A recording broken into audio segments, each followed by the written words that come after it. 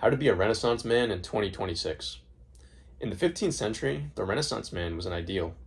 A person like Da Vinci who could paint a masterpiece, engineer a bridge, and debate philosophy in a single afternoon. But somewhere along the line, we were told that this wasn't really longer possible. We were told to now specialize and to pick a lane and stay in it until we became highly efficient cogs in a very specific machine. But as we sit here in 2026, the script now has flipped. In a world of hyper specialized AI, automated niche labor, being a specialist is becoming a dangerous gamble today. And the most valuable thing you can be isn't a master of one. Now, it's to be a Renaissance man.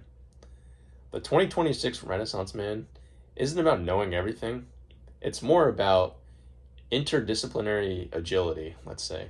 It's that ability to bridge the gap between high tech and high touch.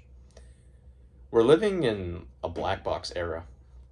Most people use tools they don't understand to produce results they can't really explain.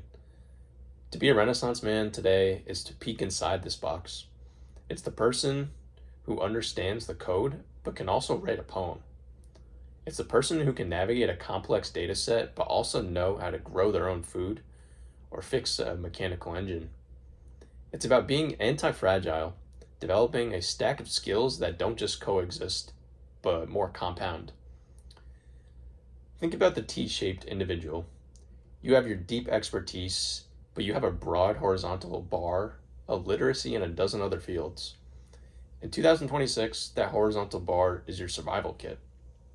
When you combine biology with programming, or stoicism with finance, or carpentry with digital design, you create a category of one.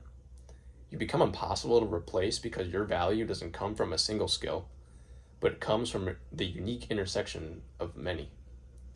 But being a Renaissance man is also rebellion against the algorithm of average. The modern world wants you to feed you a specialized diet of content that reinforces what you already know.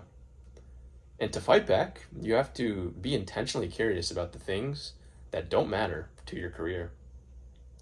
You have to read old books, the classics, or learn the physical crafts, and engage with the difficult sciences.